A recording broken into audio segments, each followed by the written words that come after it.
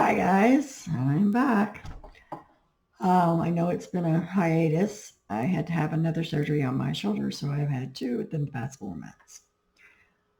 But I think I'm well enough to start getting back into recording again, and I'm trying something new. I'm trying to use my webcam to record this to see how that will work so that I can be at my desk when I'm doing everything.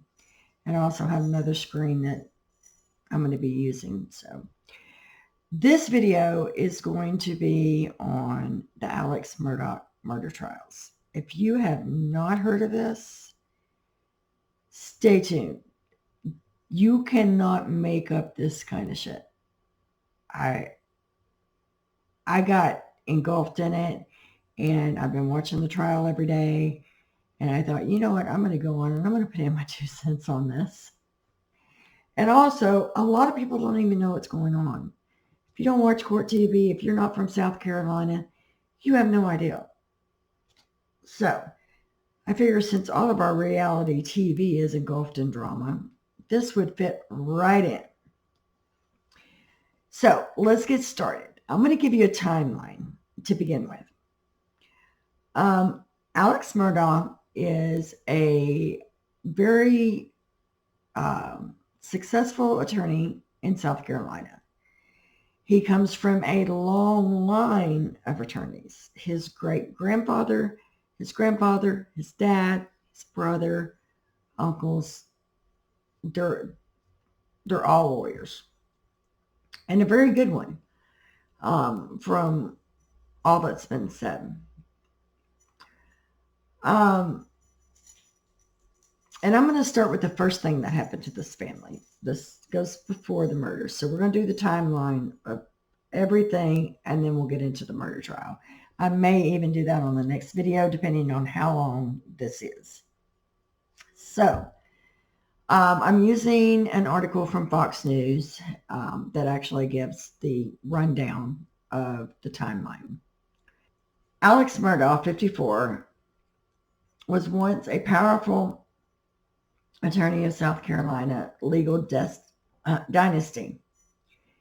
He's on trial right now for the murder of his wife and his adult son. That actually happened on June 7th, 2021.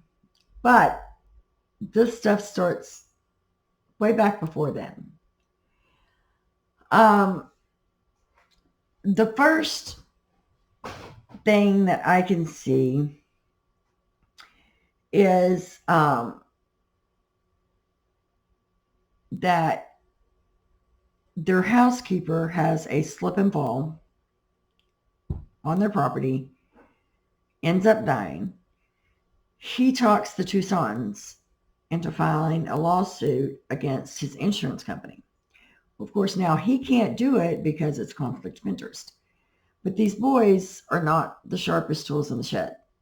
They don't know how all this works. They think that Alex Murdaugh is handling their case. He told them he could probably get them $100,000 a piece. Well, he had two policies. He had one for a $5 million policy, and he had the other one for a $2 million policy on something. So there was a possibility of getting a lot of money. But he told the boys, I can probably get all of our medical bills paid and get you guys maybe $100,000 a piece. They trusted him. This woman's been working for them. They've grown up knowing them. They trusted him. So that's the first thing. The next thing that happened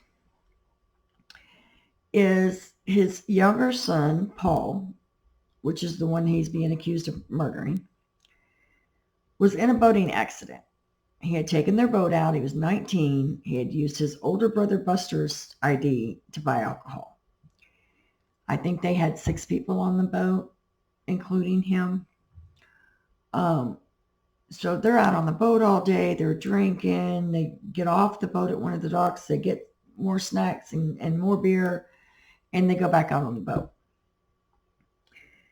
At some point that night, he is driving erratically. From all accounts, everyone on the boat's trying to get him to stop the boat, let somebody else drive. It's dark, doesn't have the lights on, and he ends up hitting a bridge. One of the girls that was on there, Mallory, was 19, and she passed away.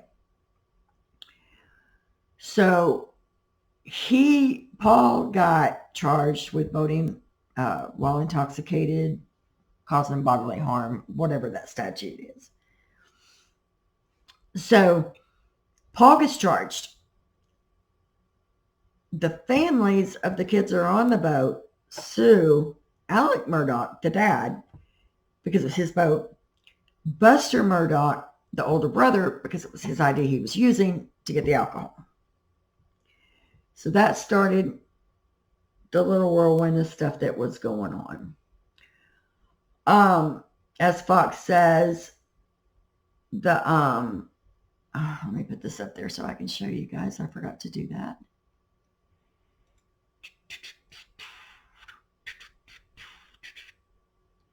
Okay.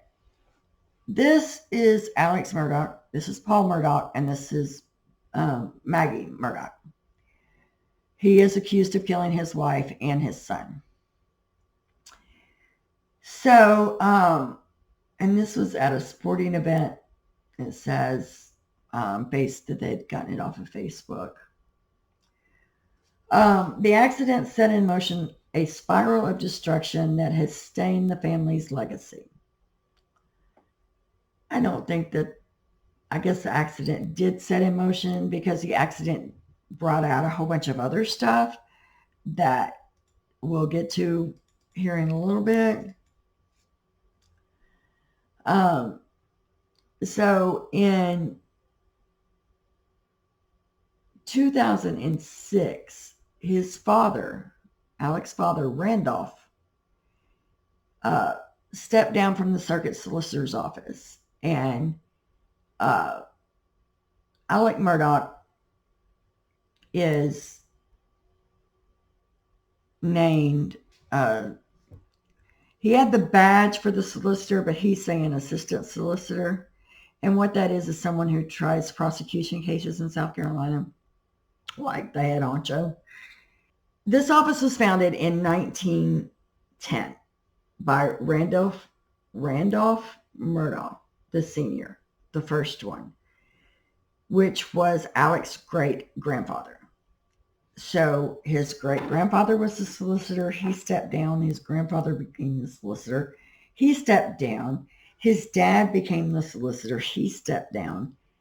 When his dad got sick and had to take a little bit back, that's when supposedly he was named assistant solicitor. So they carry badges, and they look a lot like law enforcement badges. So this family has been around in this community since 1920. 100 years, almost. No, over 100 years, 103, that they've been around. And the Murdaughs have always been a solicitor. So he has not only tanked his stuff with everything else that we're going to get into, but he has destroyed a legacy, a long, long, long line of legacy of great attorneys, great men. Okay, with that being said, Randolph remained an employee in the solicitor's office, and Alex joined him as a volunteer prosecutor, while remaining a partner at the once prestigious personal injury law firm, Peters, Murdaugh, Parker, Elstreth, and Detrick.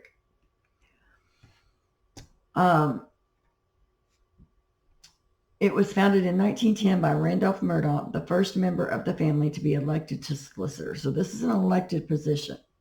So the firm that he's working for has been around too forever. But after he is arrested for these murders and everything else comes out that we're going to talk about, I keep saying that because I don't want to jump ahead until we get here.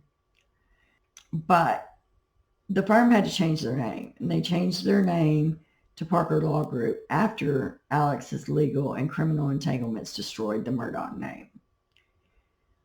Um, so I guess this would have been the first thing. In July 8th, 2015, there was a gentleman named Stephen Smith. He was a former high school classmate of Alex's, the oldest son, Buster. And he was found dead in the middle of a highway in a county road in their area.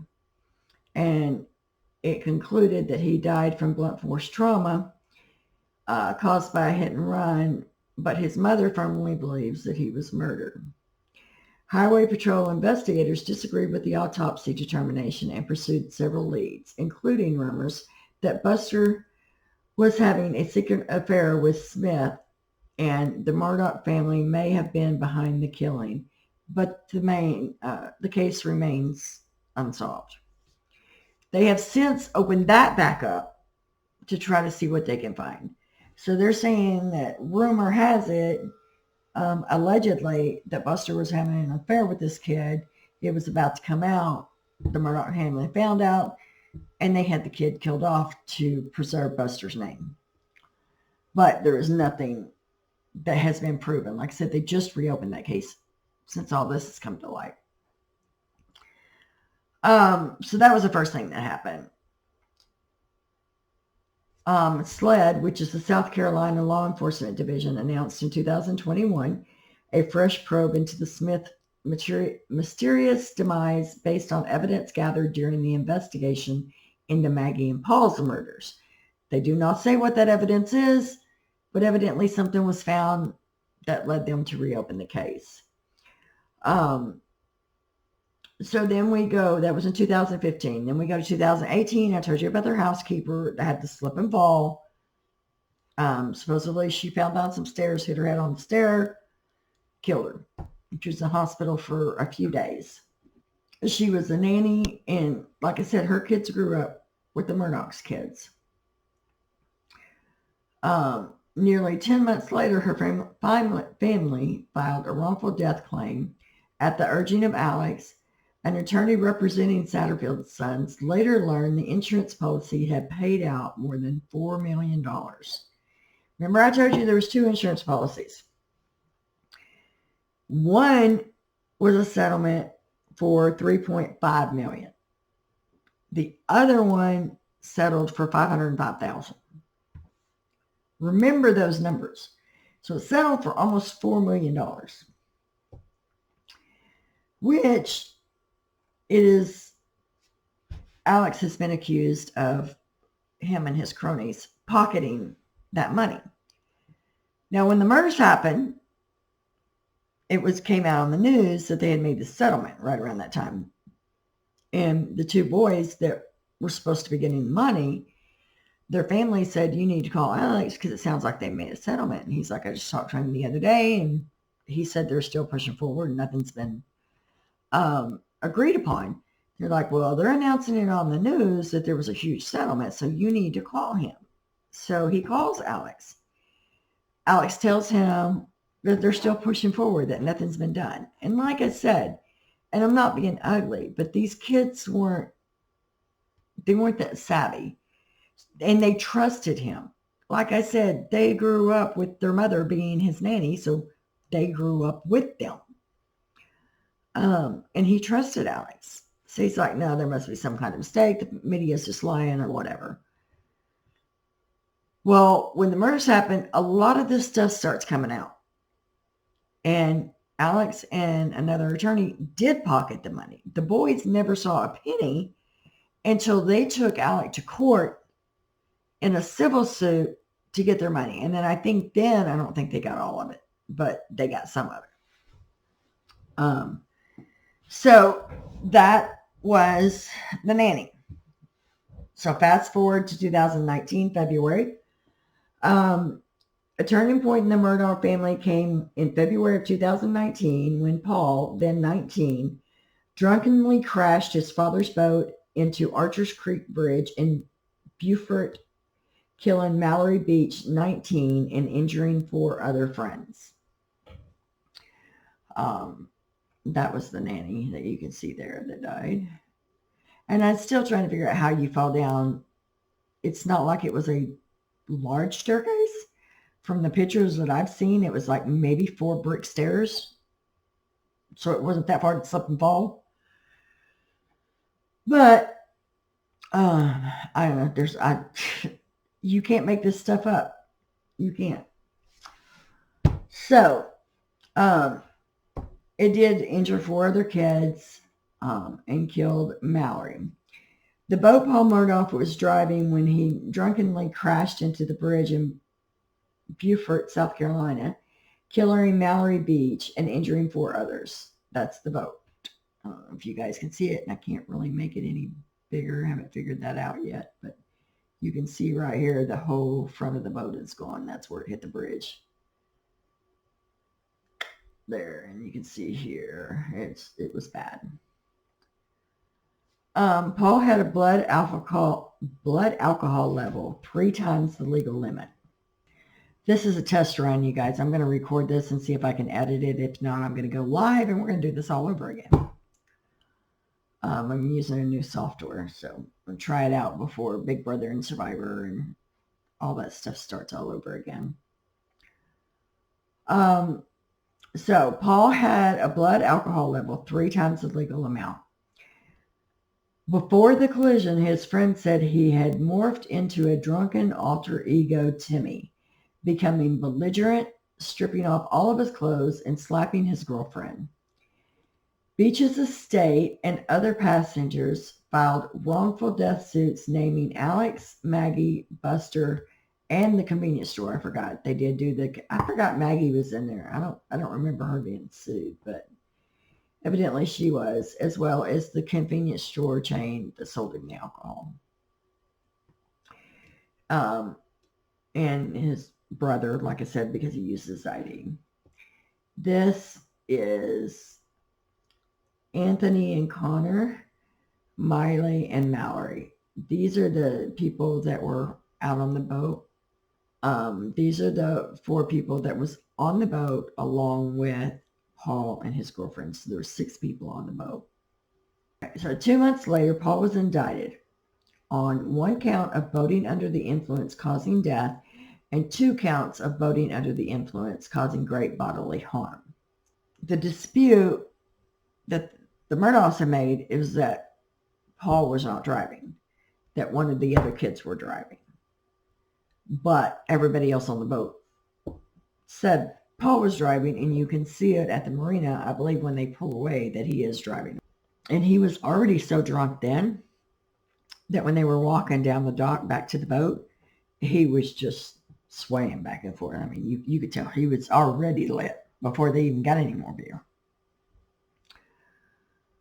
And it says he was murdered before the case went to trial.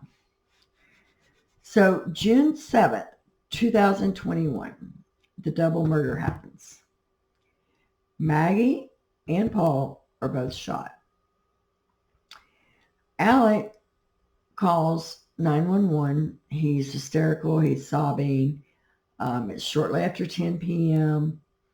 It's reported that he found Maggie and Paul shot to death near the dog kennels. So this is a pretty big place.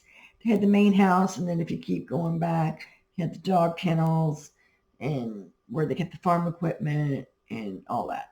And it's a big place because they had food plots and they had duck ponds, and it's a big property. So at the kennels is where he was at. A 1,700 acre hunting estate. That's their hunting. That's where they live full time. That's where they hunt. Their other home was being renovated at the time. And you guys can go back and you can look up Fox's. If you just put in Alec Murdaugh timeline, Fox News will come up and it'll have a whole rundown of everything. That's Buster. That's the oldest son. If you can't see these pictures and you just want to go look, there's this picture, and it's an actual drawing of the crime scene. They have like a huge building here with the dog kennels. They have a dog house here. This, I believe, is where this is where Maggie was found. And then down here where there's a storage room here, and there'll be a picture of it coming up soon, but Paul was found right at the door of that. So it's pretty good little roundabout. But shells were found. All of these things, I believe, were shells and shoe impressions. And this is the door right here at the bottom of it is where Paul was found. And then this over here is where the dog kennel starts, and they're pretty big kennels. This one kind of really weirded me out because I was like, why is somebody standing naked? But that's a mannequin. Why they had a mannequin down there, I don't know. But that was a mannequin.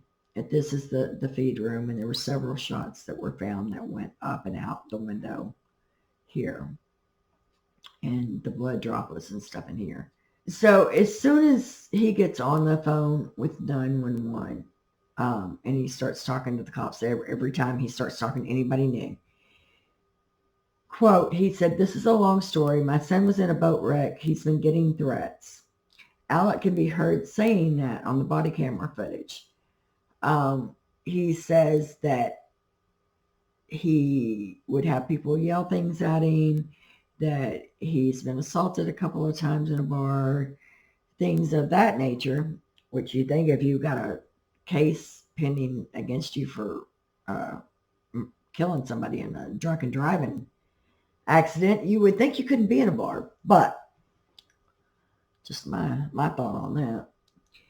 But that's what he started saying from the very beginning, is my son was in a boating accident. He was getting threats. Mallory died.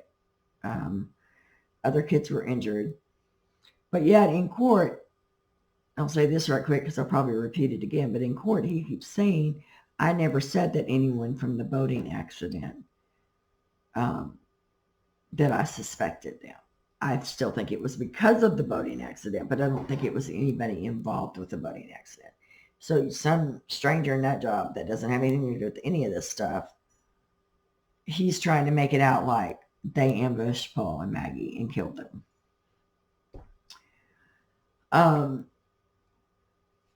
Let's see.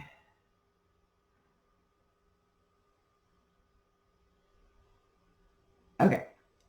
So that's the murders. They happen on, back up here to the date because it's not over yet. This was June 7th, 2021. So September 4th, 2021, Alex claims that he has been ambushed and has been shot. He calls 911. He's on the side of the road. Said he had a flat tire, got out to change the flat tire, and somebody took shots at him. They didn't kill him. They nicked him. They hit him in the head, but it was a graze. So the sled gets there, which again is the South Carolina Law Enforcement Division. They get there. They start working the crime scene. His tire didn't just go flat. It had a gash in the side of the firewall.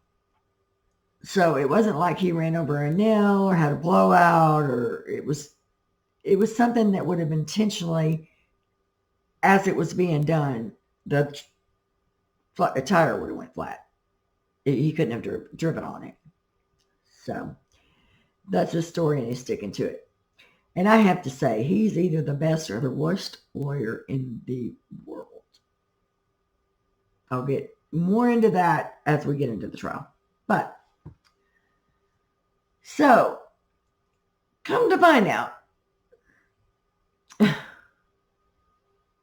you cannot make this stuff up.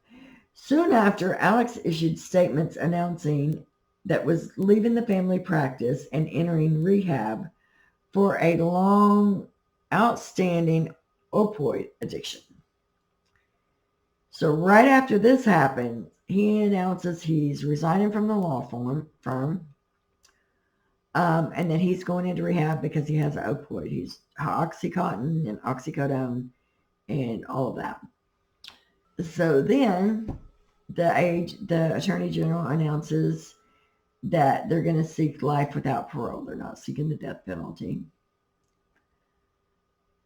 Then shortly after that, Alex was actually pushed out of his law firm the day before the shooting after he was accused of stealing millions of dollars. All these financials started coming to light. His nanny's boys weren't the only ones he was stealing from. He was stealing from clients. He was stealing from his other law partners. He was in a pretty bad financial state at the time. But they're using the financials as an excuse, or not an excuse, but as a motive for murder. Excuse me. He didn't have life insurance on Paul or Maggie. So I don't know how killing them would have kept everything from coming out. So what would happen would be he had these clients and they would get settlements in. And he would either give them a little bit and keep the rest for himself, or he'd give them nothing at all and keep it for himself. Whenever Alex attorney Jim Griffin is describing Alex getting shot, he said his client sustained a skull fracture and hemorrhaging from the shooting. SLED describes it as a superficial wound, which is a graze. All right, this is the family all again. From left to right, you have Buster, Maggie, Paul, and Alec. They find out that he set up the shooting. He hired someone to kill him so that Buster, the oldest boy, would get $10 million in life insurance policies that he's got. And then all of that would be over and Buster wouldn't be under the umbrella because he knew all of his stuff was coming out. He was done for. So he hired a former client of his, Curtis Edward Smith, known as Cousin Eddie. You can't make this shit up. To kill him so his surviving son could collect the insurance policy. Both he and Smith were indicted on fraud and conspiracy charges for the murder-suicide scheme.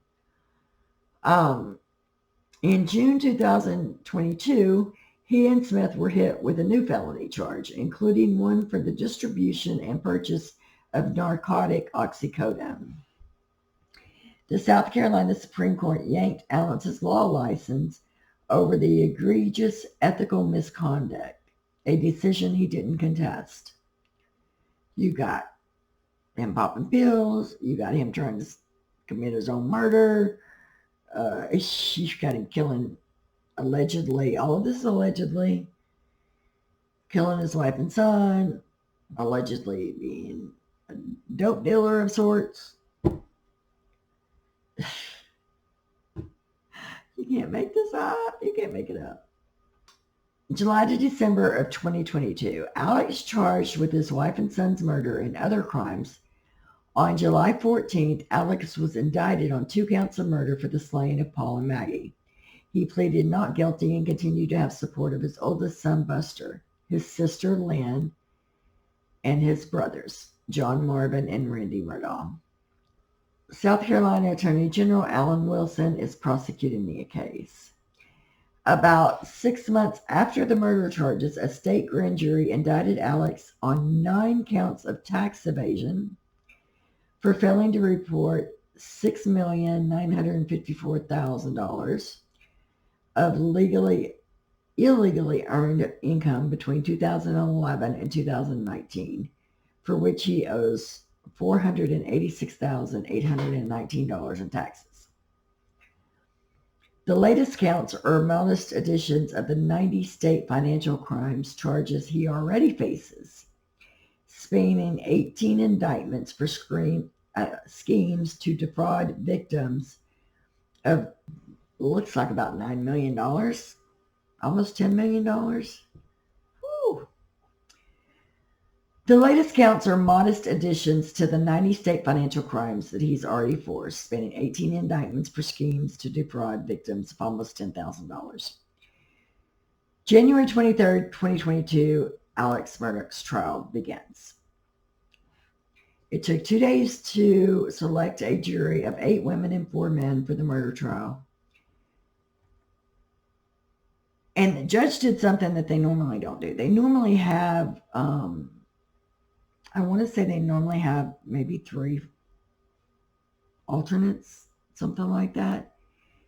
This judge, when they did the jury selection, he made them select another, I believe it's 6 jurors for the alternate. And they've already had to go through, I believe, 3. I think they've had to replace 3 in the course of the trial that started in January. A portrait of Alex's late grandfather, 14th Circuit Solicitor Randolph Buster Murdaugh Jr., was removed from the courtroom for the proceeding. Oh, I bet that would have been. So he had a picture. So there was a picture of his great grandfather, or late grandfather, not great, his late grandfather, in that courtroom that they had to remove for the trial. I didn't know that. I'm reading some of this for the first time. I've kind of just started watching the trial and getting caught up. On January 25th, prosecutor Creighton Waters gave his opening statement and revealed publicly for the first time that investigators recovered a blue raincoat coated with gun residue that Alex had allegedly stashed at his mother's home a week after the murders. Again, this is Buster. This is the oldest son. He's there supporting his dad. He poked holes in Alex's alibi, telling jurors that there's a video placing him at the dog kennels 3 minutes before the flames. That they don't know exactly the time of death.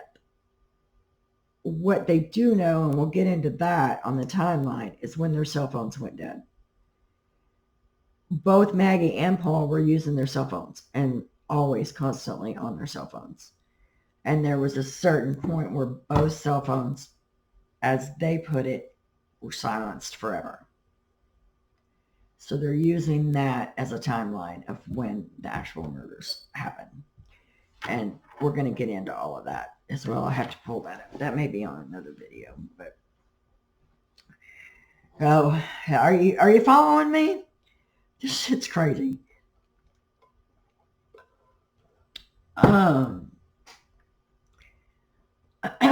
So he told anyone who would listen he was never at the dog kennels. The evidence will show that he was there and that he was at the murder scene. Okay, story goes that Paul came home from work, or Alec came home from work. Him and Paul went riding around the property, checking the food plots and things that they had planted. Someone had sprayed something inadvertently on the sunflower field, which was for the doves. And so they went to check that out, and they have to pull that up and replant it. But they were checking all the different food plots and driving around their 1,700 acre estate with all of their hunting areas.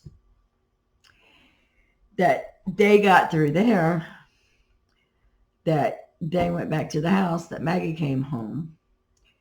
The housekeeper had made them dinner. They all sat and they ate dinner. Then Paul and Maggie were going down to the dog kennels to let the dogs out and let them play. And she asked him to go, and he told her he didn't feel like it. He was tired. So when they went down to the dog kennels, he supposedly laid down on the couch watching TV and fell asleep. And then he woke up, left there, went to his mother's, which was in Alameda. I don't know how far exactly it is from where he lives, to check on his elderly mother. His mother has Alzheimer's, and his dad was just put into the hospital. So supposedly he was going over there to check on his mom because she was agitated because the sitter had called him and told him that she was agitated, crying and things like that. And so he went over there to see if he could calm her down and talk to her, visit with her. And then when he came home, he went to the house. Nobody was at the house. He tried to call Maggie, couldn't get her on the phone. And he knew that they were down at the kennels last, so he went down to the kennels to see if they were still down there. This is like an hour and a half, 2 hours. I guess time has passed since supposedly he left and came back. He goes down to the kennels. He finds them both dead. He told everybody he was not down at the kennels with them. But we'll get into later how that plays into another one of his lies. That, to me, that alone is pretty damning if the prosecution doesn't lose the jurors by beating a dead horse. And we'll get to that.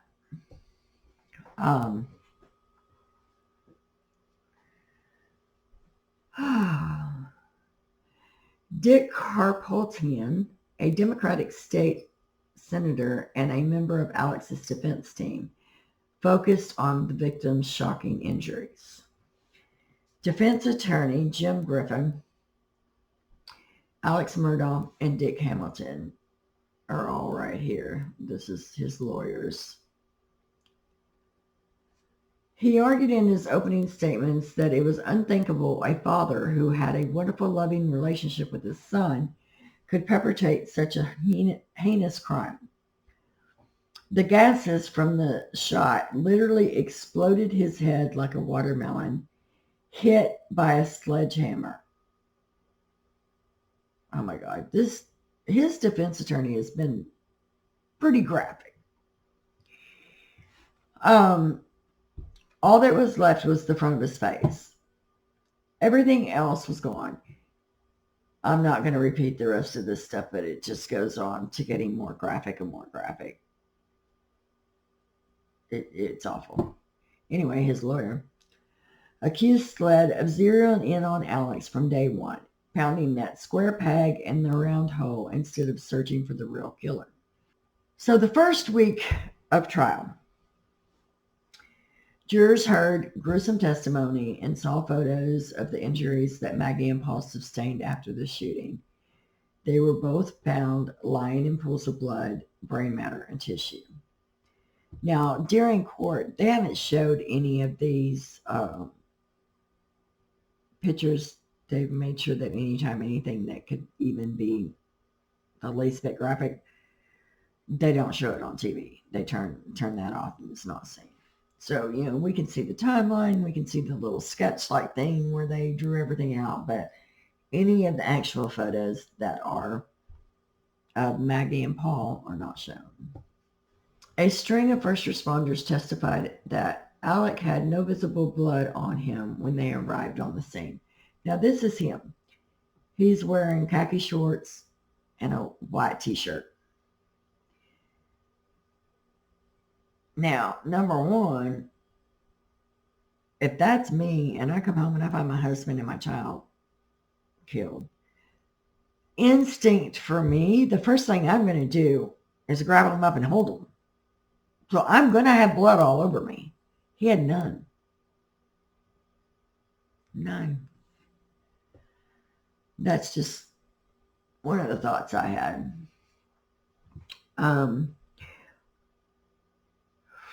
A string of first responders testified that Alex had no visible blood on him when they arrived on the scene, although he told them he had touched their bodies to check for pulses. He even admitted to trying to roll Paul over and handling his son's cell phone. But he didn't have any blood on him anywhere. Alex was wearing a white t-shirt and shorts. Colleton County Detective Laura Rutland said that Alex's clothes looked clean. and noted no blood on his shoes, hands, or other body parts. There was no blood anywhere. This is an actual picture of the area that they were in. This is like barns and dog kennels and see, this is the dog kennels here. So this building here is where Paul was found, and then Maggie was found right in here at the front of that building, if you can see. In videotaped interviews with law enforcement, Alex repeated the same timeline. He rode around the property with Paul. They ate dinner, Paul and Maggie, and that was the last time he saw them. Maggie headed down to the dog kennels a quarter mile from the house, and Paul left without saying where he was going. Alex fell asleep for about 20 minutes while watching TV. When Alex awoke, he tried to call Maggie, but she didn't answer, a little after 9. He left to visit his mom, who suffers from Alzheimer's, at her home in Alameda, about 20 minutes away. So Alameda's 20 minutes from where they live, or where the hunting lodge is. When he returned to the main house, he saw it was empty, drove down to the kennels to look for Maggie. A little after 10, and he came upon the horrific scene. Gripped by fear, he said he drove back to the main house.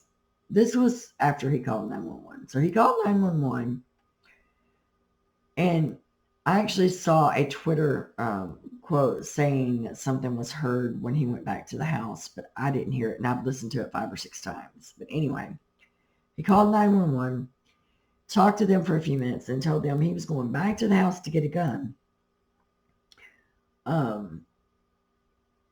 Which also found strange, because in South Carolina, especially if you're a hunting nut, gun nut, whatever, you're probably going to have one in your vehicle. But he told dispatch he had to go back to the house to get a gun because he didn't want to be down there in case anybody was waiting to take him out, basically. So he goes back to the house. Now, while he's back at the house and he's getting a gun and shells, is when someone on Twitter said that they heard him say, "I'm on the phone." But I've listened to it 5 or 6 times. I've never heard any of that. So he gets a 12 gauge shotgun, but he gets 16 gauge shells, and he tries to put the 16 gauge shells into the 12 gauge or 20 or whatever. It was 2 different. The gun was one caliber and the shell was another, and he got them mixed up. And he's saying that's because he was just so scatterbrained. You know, he just found his wife, just found his son, wasn't thinking, he just grabbed it.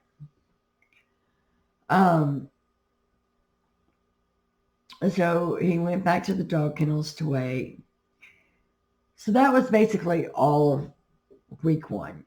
Week 2, the dog kennel video comes into play. Now, one of the dogs that they had down there was a friend of Paul's that was having something done at his house or whatever. So he had his hunting dog over there. These were hunting dogs, basically. And there was something going on with this dog's tail. So Paul was taking a Snapchat video of this dog's tail.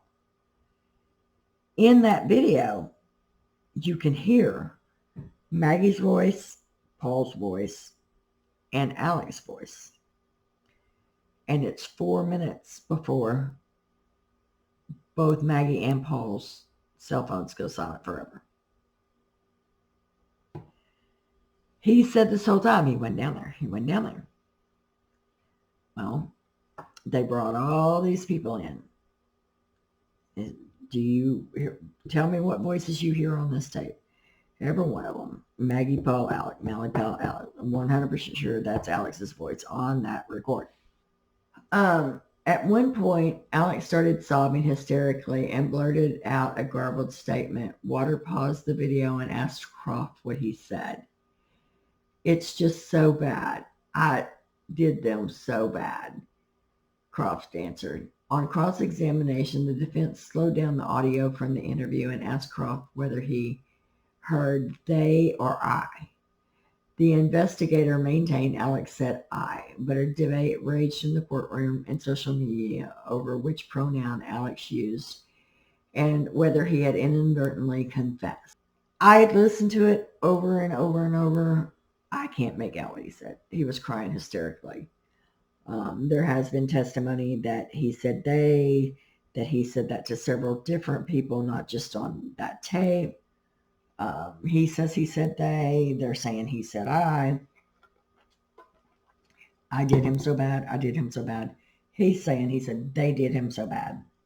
In the most critical piece of evidence presented by the prosecution so far, jurors were played Paul's video that he recorded on his phone at 8:44 at the dog kennels, about 3 minutes before the prosecutors say he was murdered. The footage shows Paul trying to get a clear shot of a tail of his friend Rogan Gibson's black lab, Cash. Paul was concerned Cash had a problem with his tail and asked Gibson to take a photo and told Gibson in the call that he would take a video of it and send to him. A man and a woman could both be heard. Prosecutors say it was Alex and Maggie, can be heard in the background bantering about a dog with a chicken in his mouth. So evidently they have chickens, and evidently these dogs would chase them, but very seldom ever be able to catch them. But evidently one of the dogs caught one of them, and Alex and Maggie were talking about the fact that this dog had a chicken in it. Remember that conversation, because we're going to come back around to that here in a little bit.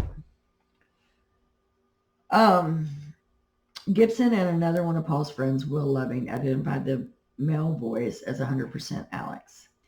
Maggie and Paul's devices went dark about 3 minutes later at 8:49 p.m. when Waters says they were murdered. The video appears to contradict Alex's claim that he didn't go to the dog kennels.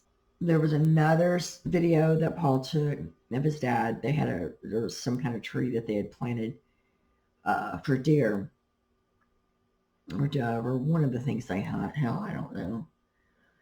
But it had fallen over, so he had brought it back up and had it strapped down trying to save it. And Paul took a video of Alec messing with his tree. At that time, he had on khaki pants and a blue button-up business shirt. Not like they found him with the white t-shirt. Waters established that Alex was wearing a blue shirt and khaki pants in the video, not the white t-shirt and shorts he was found wearing when the first responders got there. This week of testimony wrapped up with ballistics experts testifying that the older shell casings found on the property were cycled through the same weapon as the shell casings found near Maggie's body. Prosecutors have argued that Maggie was killed with Paul's .300 Blackout rifle, which hasn't been recovered. Supposedly, he bought both the boys one of these guns, and Paul's just disappeared because Paul was really bad about leaving stuff places, is the story that's given. In week 3, we have an evacuation and a bomb threat to the courthouse. I know I'm going to have to make 2 videos on this. I know I'm going to have to. They escorted everybody out. Nothing was found. It was a false alarm. In week 3, also, jurors heard extensive testimony about Alex's alleged financial crimes, which there are a lot of them, including the pressure he was under over the wrongful death lawsuit of the 2019 boat wreck. They also heard that he allegedly stole millions from his own law firm, including his clients and even his best friend, and was deeply in debt.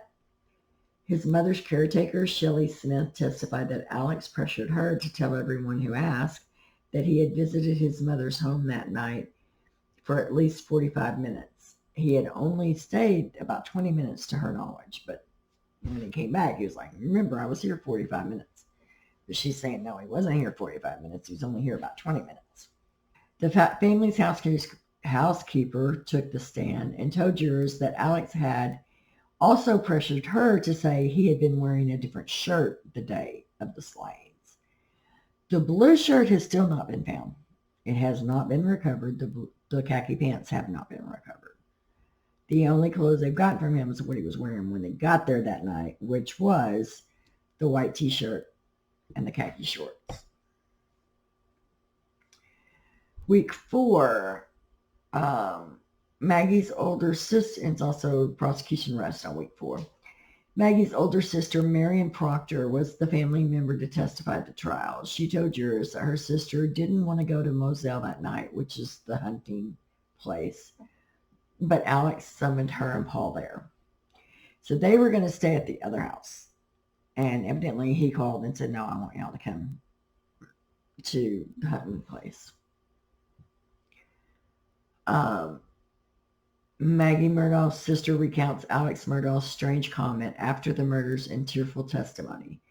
Proctor wept as she testified that she had pressured Maggie to go and support her husband, whose father, Randolph Murdaugh III, was admitted into the hospital earlier that day. He had cancer, and he did pass away shortly after that. Although Alex and Maggie's marriage wasn't perfect, they were happy, she said.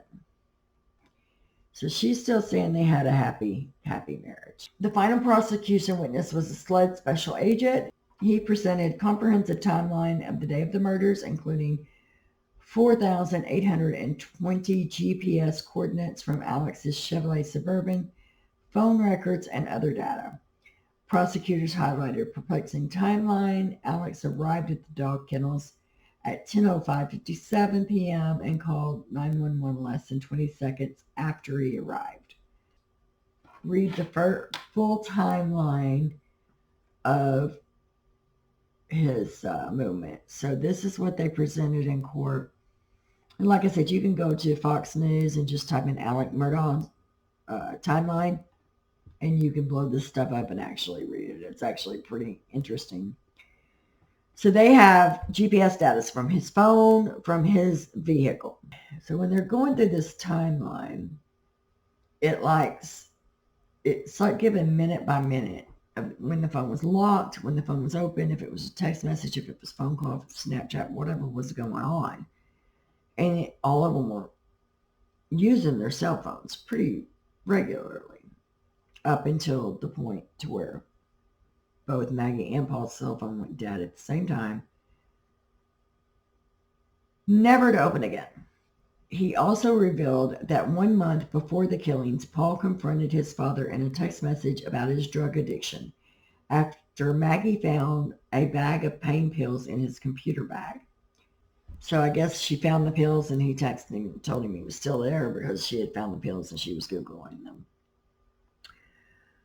Okay, so Paul's phone is found underneath his body, which they're saying that there is no way that it could have ended up where it ended up at had someone not put it there. Maggie's phone was nowhere to be found. Well, they did find Maggie's phone later. Remember I told you he went to Alameda to check on his mom. GPS coordinates shows him doing 86 miles an hour. Then shows him slowing down to like 40 miles an hour. And her phone is found on the side of the road right where he slowed down to 40 miles an hour. That's a big coincidence to me. The fact that he was at the kennels when he said he wasn't. The phone was found on his route to his mother's. Circumstantial, I know, but it's like, I don't know. So Alex Murdaugh sped up when he passed the location where his slain wife's phone was found. I'm very sorry that I do this to all of you. I love you. Alex texted his wife the next day. Maggie didn't respond according. So he tried to text Maggie after the murders, and she never responded or opened or anything.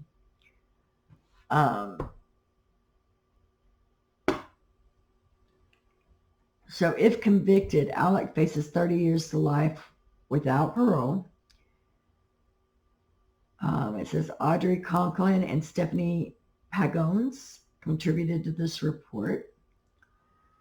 Rebecca Rosenberg is a veteran journalist and book author with a focus on crime and criminal justice. So that's the end of the timeline.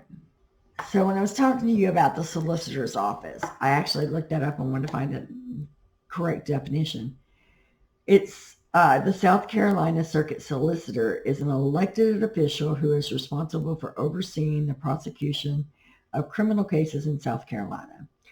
Other states refer to the same position as a district attorney. So the solicitor is a district attorney. I wasn't aware of that until I read that. So his great-grandfather, his grandfather, his dad were all solicitors going back to 1910 or 19. That was the prosecution's case. Like I said, they're hammering and hammering on all these financial crimes. The defense goes through, and of course they call their witnesses. Nothing that really stood out to me. They called Buster. Of course, he's testifying for his dad. I think they called one other person to say that the investigation wasn't done correctly because nothing was cordoned off that night. There were people walking all the way around everything. Alec was allowed to walk. You can see him on the police cams. He's walking all over back there where looks like 10 feet away from where Maggie was. So they didn't put him somewhere and get him out of the way. All of his lawyer buddies were coming in and out. But like I said, he was the assistant solicitor. So he had tried prosecution cases for that area. So I'm sure everybody knew him. Like I said, nothing that really changed my mind or gave me an aha moment on any of the defense witnesses. But then they come back and they say that Alec Murdaugh is going to testify. You remember, I told you this is either the smartest attorney in the world or the freaking dumbest. How can you admit to all of these crimes? How can you, which I thought he did interviews without an attorney present, but he didn't. His buddy Danny was there, which is one of his law partners. I think that he's done a lot of things an attorney wouldn't do. But he decides he's taking the stand. Now, first the defense asked the judge if they would put a cap on what the prosecution could ask in cross-examination. They're like, he's got all these other charges that haven't even been filed yet, but he's got upwards of 100 different criminal charges that can be filed right now against him. All financial. So it's like, can he answer these questions and then take the fifth on these? And the judge was like, no, it's all or nothing. You can't. I'm not going to tell the prosecution what they can ask on their cross-examination. He's like, no, that's not happening. He either testifies to everything or he testifies to nothing. And so he came back and he said he was going to testify. I about fell out. Like, oh my God. So he gets on the stand and his attorney, first question out of the gate, he said, and I saw it coming almost off the bat. Not even looking at my notes. I got to see where I caught up. Okay. So, right off the bat, his attorney said, did you kill your wife? Did you kill your son? Of course, no, I didn't kill my wife. No, I didn't kill my son. And the way that the attorney asked it, like, did you blow your son's head off? Now, this is his own attorney. So I'm thinking, I expect that from the prosecution, but why are you doing that? I don't get that. And of course he denies it. No, I did not kill my wife. No, I did not kill my son. which you don't expect him to say anything else. But then he says, you've heard reference to the Snapchat video. We've heard the Snapchat video that Paul made. Is that your voice on the Snapchat video that night? Now remember, he said no this entire time. He says, yes. Yes, that was me. I wasn't even writing anything down at that point. I was thinking I could just listen to this and catch the important parts. I was like, okay, I got to go get my notes and I got to start taking notes because I have no idea where the hell they're going now. Because that puts him at, if the timeline is correct, from the time that Maggie and Paul's phone went dead. Also, another thing was Maggie's phone, after what the prosecution is saying is time of death, took 58 steps, which would have been Paul, or would have been Alec taking her phone with him when he went to his mother's. You tell me, coincidence? The killer go the same way he was going? Never. So anyway, so then I started taking notes. So yeah, he says, that was me. And his attorney said, did you lie to the detectives and SLED about being at the kennel that night? And he said, yes, he lied about being at the kennel that night. And he said, why did you lie about being at the kennel that night? And Alex says, as my addiction evolved over time, I would get in these situations of paranoia. And usually I could talk myself out of it in a few seconds or whatever. Like if a cop got behind me and I've got pills on me, oh, they're going to pull me over and say, oh, you're just being silly, whatever. I could talk myself out of paranoia. But that night I couldn't talk myself out of the paranoia. And when they started asking me questions about the relationship between me and Maggie and where I was, and I felt like I was a suspect, I got paranoid, and that's why I lied. Come on. He said, that night I had all my partners saying, don't talk to anyone without a lawyer. I had sheriffs taking gunshot tests from my hands. I'm sitting in a police car being asked about my relationship with my wife and son. All those things coming at me at once, and I wasn't thinking clearly, and I lied about being down there. He apologizes to his family. His attorney says, ask him why he kept lying after the paranoia went away. And Alex said,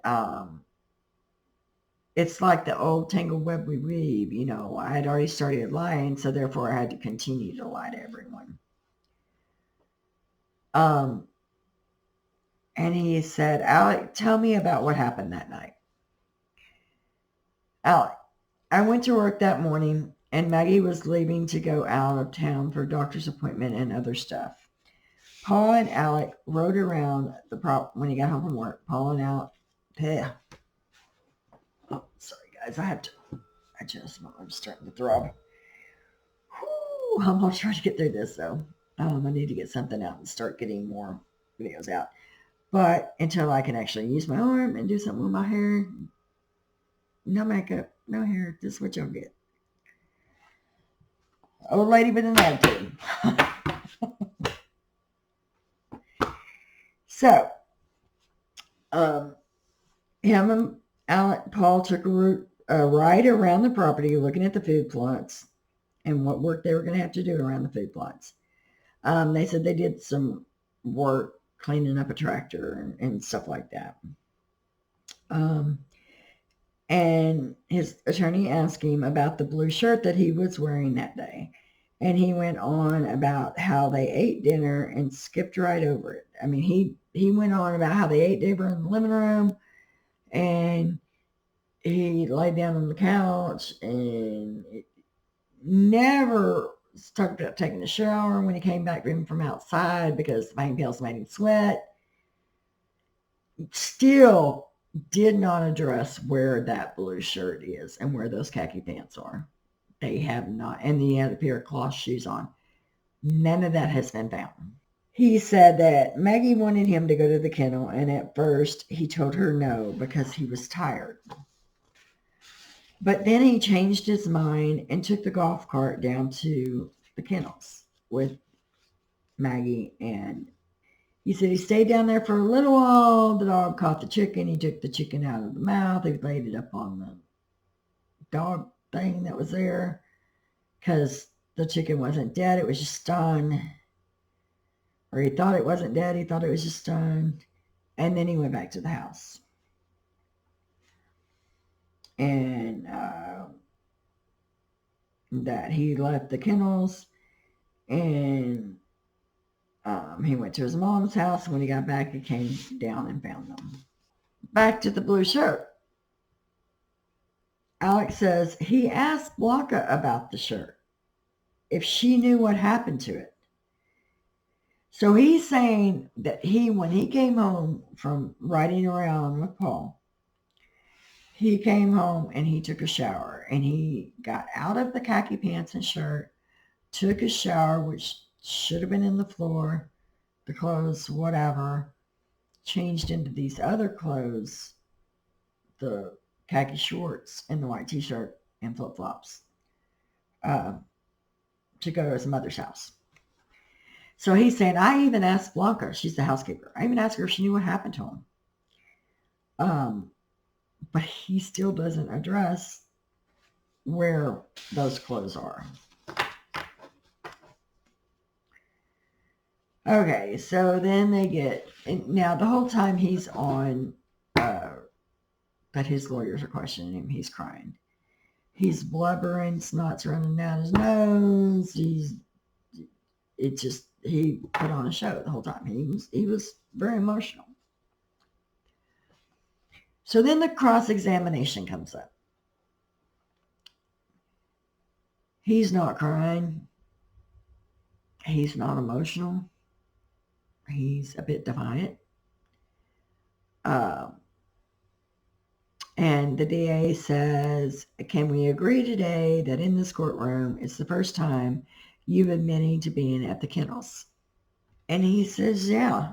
And he goes through the whole questioning of how the solicitor's office got started, who was in it, and goes through the timeline of the great-grandfather, the grandfather, and his dad, and then him.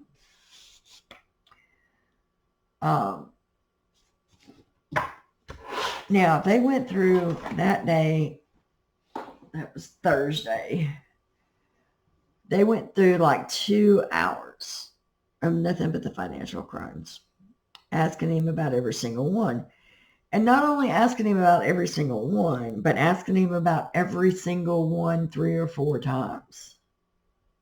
Like he couldn't just answer a question and move on.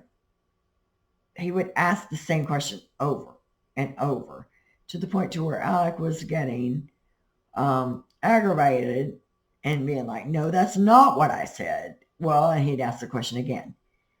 And the prosecutor would say something. No, that's not what I said. And so they did this for 2 hours on Thursday. It was like, are we here for a murder trial or are we here for financials trial? Because for 2 hours on Thursday, everything was financials. When they came back on Friday, another 2 hours, I think, that morning, everything was financials. Like, are they ever going to get around to the murder part of it? Because, I mean, he has admitted to all the financial stuff. Every single bit of it, he has admitted to. He has said he's wrong. He has acknowledged that he did it. The only thing that he is not agreeing to is the fact that he committed murder. Which to me is crazy because the amount of financial crimes that he's got could end him in prison too. It doesn't... They're saying, oh, well, his house of cards is fixing to come down and he had to kill Paul so that Paul didn't have to go to court Because if the criminal trial, all the financials would come out, and then all his crimes would come out. And in order to kill Paul, he had to kill Maggie because Maggie was there too. That doesn't strike me. That doesn't make me think, oh, wait. The fact that he was at the kennels a few minutes before their phones went dead.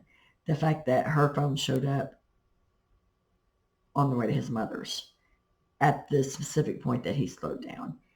That a raincoat with gunpowder residue showed up in the attic of his mother and dad's house. Things like that. The financial crimes, I don't give a shit about, because that's not what this court case is about. This is about the murder. If it's a motive, okay. But ask a question and move on. You can lose a jury by just keeping them on. There's been reports that one juror put a blanket over her head yesterday in court, or day before yesterday in court. Then yesterday, there was a report that one of the jurors had tissue in her ears. I'm like, it's not very professional, and you would think the judge would say something, but nothing's been said about that. So I think they're spending too much time on the financial stuff. Ask a question, move on. So now they're on the timeline.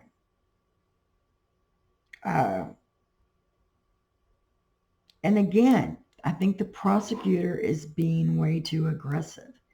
It's almost as if he has a personal disdain for Alec Murdaugh, which could be the case. Because like I said, he's well known in the area. I'm sure they practiced law together. They went to law school together. So they may have been on opposite, opposing, whatever. But the prosecution's disdain and disgust for Alex Murdaugh is showing through in every question. And even on, Twitter, it's like some people say, oh, well, it's, he outlawyered the DA in his answers. So Alec is clapping back at him. He's like not taking it at all. Let's see, I'm looking on Twitter. My Big Fat Quarantine Life says, I stopped the trial to go back and watch Alec the night of the murders, and it's bothering me. Bottom left is Paul's body. Then Alex crosses to the right and walks past Maggie's body calmly, then stands back in the dark. So this is the scene when the officer pulled up that night. So Paul's body is right here. This is Murdaugh's car that he was in, SUV. This is Murdaugh. So this is where Paul's body is.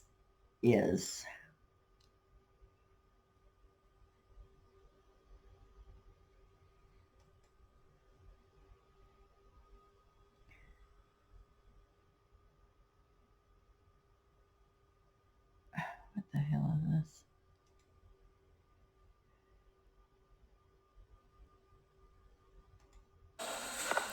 So that's Paul's body. Now he's walking in front of his vehicle, and he's walking over here, and Maggie's body is about right here. I did go get a gun and bring it down here. It's in your vehicle? Do you have any guns on you at all? No, sir. It's leaning up against the side of my car. You're fine, man. You're fine. Turn around for me. You see no blood. Okay. Yes, sir. I see that. Okay. This is your wife and son? And son. Okay.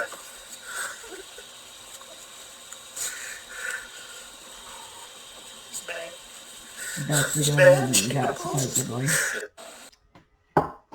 He was pretty, I don't know. I think he was pretty calm for that situation. Okay, so here's one of the tweets. It said the prosecutor in the Murdaugh trial is acting as if he is questioning a random thug on a street crime. Bullying and intimidation will not work in a professional con man. Waters is catastrophically misplaying this thing, terribly ineffective. And that's what I'm saying. He's trying to act like this is a street criminal, you know. Someone says, I think the opioid addiction is a load of crap. He'd be homeless. How would he be homeless? He stole millions and millions and millions of dollars. So I guess he's saying, okay, I lied about, I'm telling you I lied, or I'm telling you that I stole money. So I'm telling you that I lied to my clients. I lied to my law firm buddies. I admitted it was me that was down at the kennel. I admitted that it was me that hired Cousin Eddie to take me out so my son could get some insurance money. So I've admitted all these despicable things. Why wouldn't I admit killing my wife and son? So that's basically what he's saying. Several things are bothering me on this case, though. If he was in such financial crisis, supposedly he couldn't take out any loans because most of the stuff was in his wife's name. So I guess that would be one reason to get rid of her, and Paul, the reason would be so that he didn't go to trial so the financials didn't come out. But he didn't have life insurance on either one of them. So it's not like he gained anything by that. But yeah, he was at the kennel 3 minutes before both of their phones went dead forever. Her phone got up and walked 58 steps after the time that they think that she was killed. Ended up in the route on the way to his mother's that he admitted to going to. So I don't know. I don't think, in my mind right now, I don't really have reasonable doubt that he didn't do it. However, if the prosecutor keeps going in the realm that he's going on Monday, he could totally isolate the juries. You could have at least one that's just like, hell with that, I'm over this shit. Oh, y'all are all going guilty? Okay, I'm going to go not guilty. We're going to hang the jury.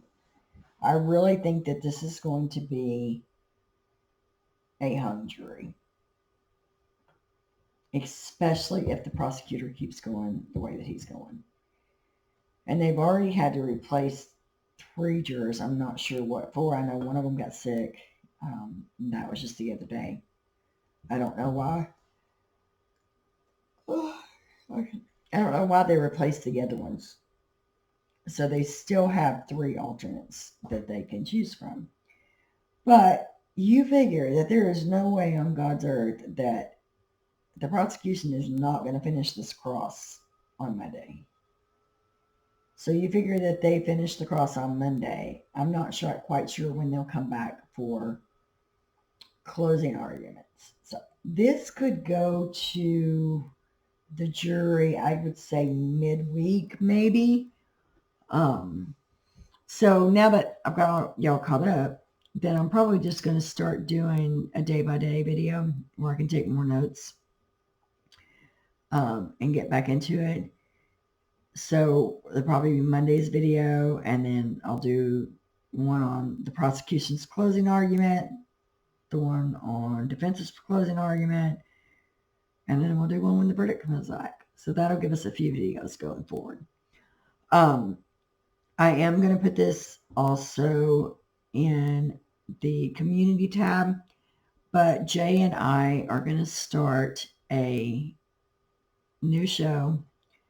We will be Sunday night. I'm not sure what time yet, so I'll be looking for a live for us Sunday night sometime. And we're going to be talking about, basically, we're going to do one show a week. It's reality news and gossip, and it can be on anything. He's going to pick some topics he wants to talk about. I'm going to pick some topics I want to talk about. We're going to get together and we're going to go do the back and forth. I know one of mine is going to be this whole Big Brother Canada cutting the live feeds, because if they do that with the U.S., I won't be done. But anyway, so see if I can get this thing edited for y'all, and I will see you back here. What is today? Is today Saturday? Yeah, it's Saturday. See you guys back here tomorrow night. Be looking for the live. It's good to be back. Y'all have a good night.